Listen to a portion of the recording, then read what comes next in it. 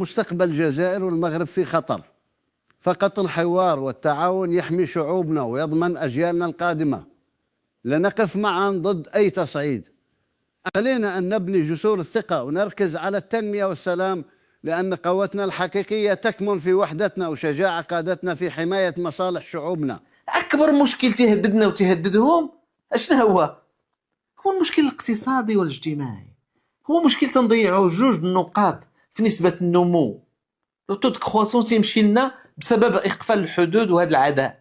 وعاد غادي نجي للتسلح. واش تعرفوا الميزانية التسلح اليوم في هذا المشروع الميزانية المعروض على البرلمان شحال؟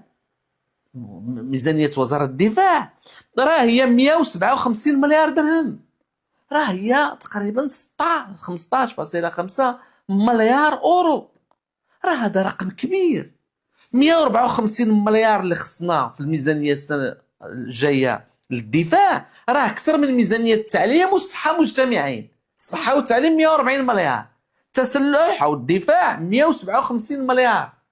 شوف يعني هاد كان خصنا نزيدوها في التعليم وفي الصحة وفي البنيات الأساسية. ولكن اللي عندك جار حمق وما باغيش يوصل معاك الحل وتيتسلح بواحد الوتيره يعني مجنونه. هما راه كانت عندهم 20 مليار دولار اي 200 مليار درهم، وراه غيطلعوها دابا ملي شافوا هاد الزياده، حيت حنا زدنا تقريبا